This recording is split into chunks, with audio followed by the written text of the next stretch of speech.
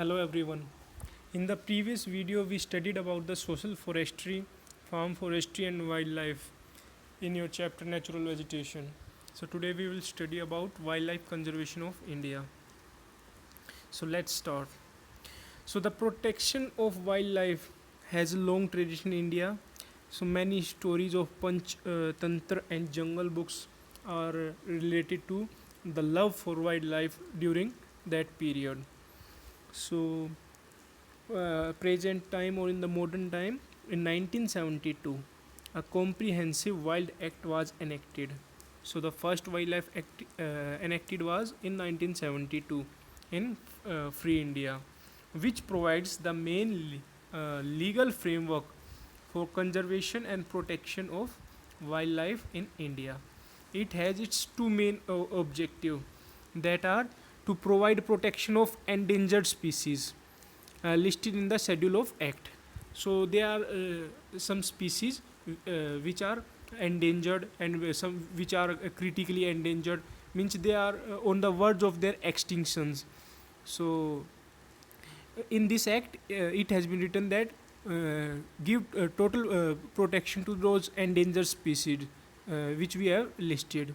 And the second objective was to provide legal support to the conservation area of country which are classified as national park, sanctuaries and closer area related to the forest. So this act has been amended in 1991, means further things has been added in this act during 1990 in 1991, which makes more stringent or more strict punishment who broke these laws regarding this act. So there are 103 national park and 535 wildlife sanctuary in our country. So mostly our most national park in our country is in Madhya Pradesh. And that is in they have 9 national park. Then Uttarakhand and Kerala, Assam, they also have almost six or five national park. So total number of national park in our country are 103. So we will study these national park in details, which are important national park, and whom UN has been given the status or recognized those national park. So the for the purpose of effective conservation of flora and fauna, that is for plant life and animal life, special steps have been initiated by the government of India in collaboration with UNESCO, MANS and Biosphere program. Uh, this is our next topic, that is MANS and Biosphere program. We will study in next topic in detail about this program.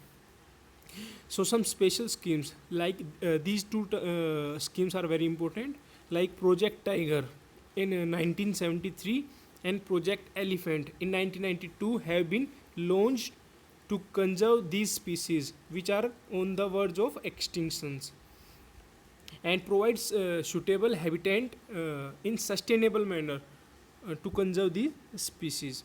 So Project Tiger has been implemented since 1973. So earlier it was recognized in only 9 tiger reserves which cover area of 16,000 square kilometer, and which have been further increased to 44 tiger reserves and covering area of 36 or almost 37,000 square kilometer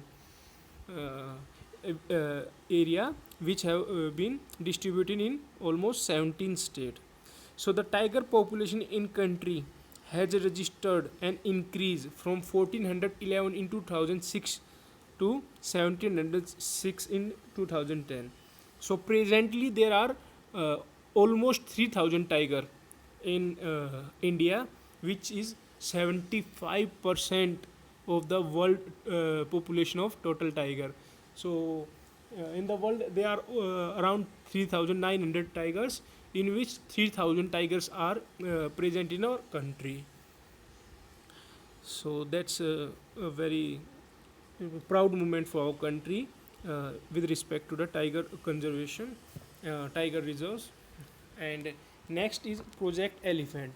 So this elephant launched in 1992 to assist states having free ranging population of wild elephants.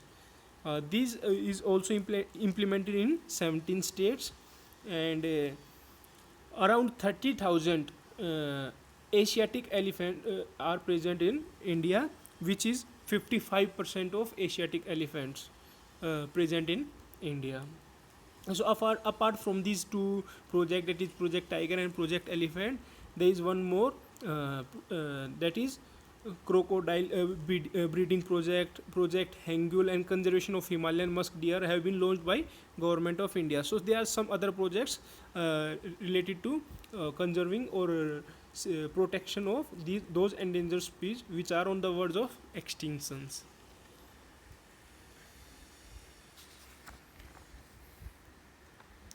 So here comes our next topic, that is biosphere reserves.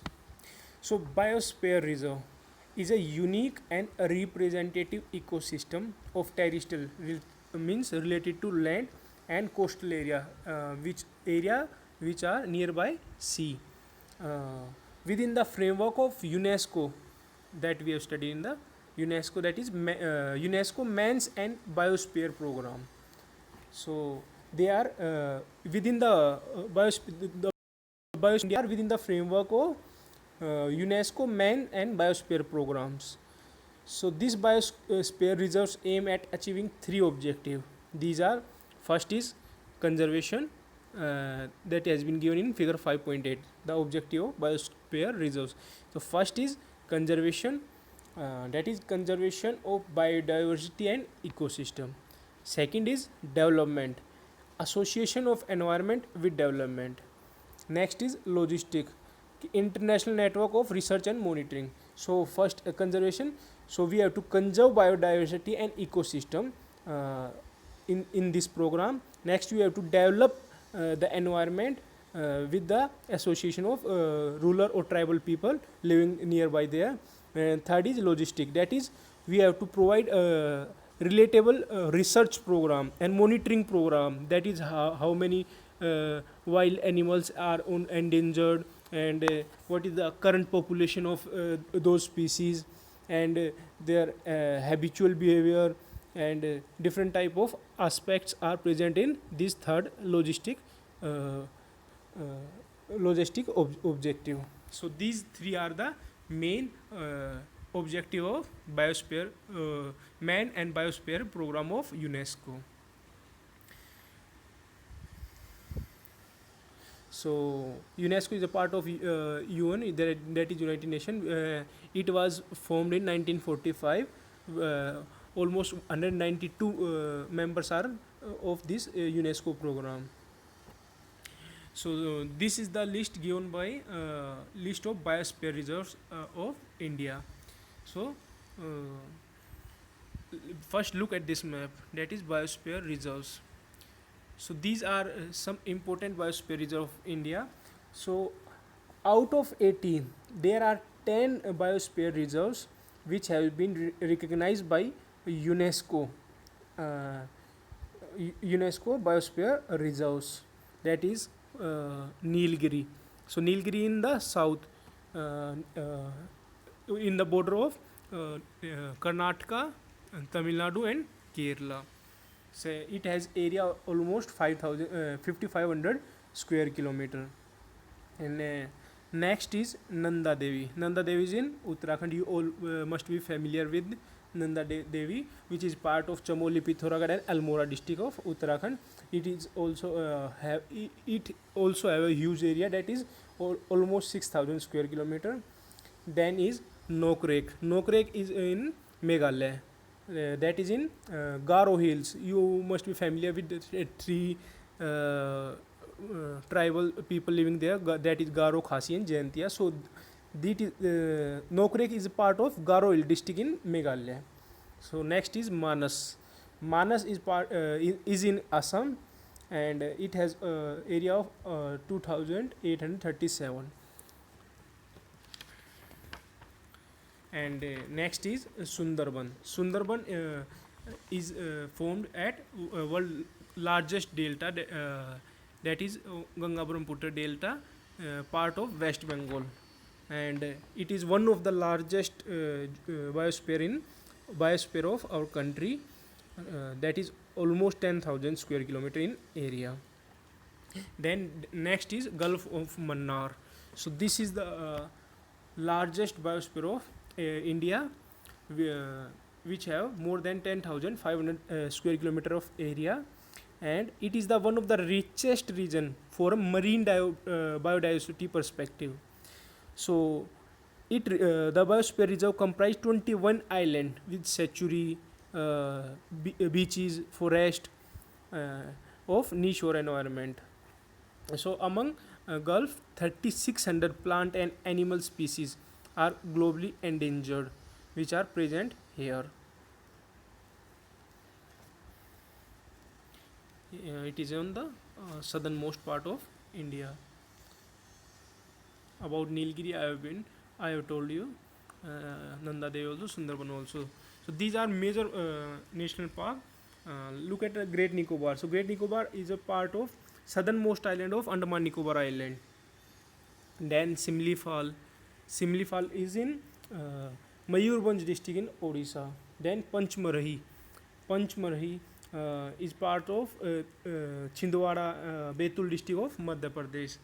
Then Amarkantak, where Narmada rivers originate, is part of Madhya Pradesh state, and districts are Anupur and Dindori district of Madhya Pradesh.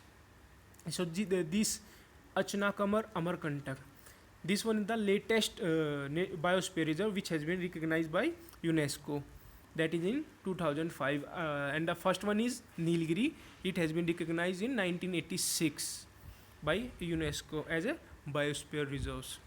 So this map is very important, and you can be asked in question about some of biosphere reserve and locate in map. So this map is very important for you.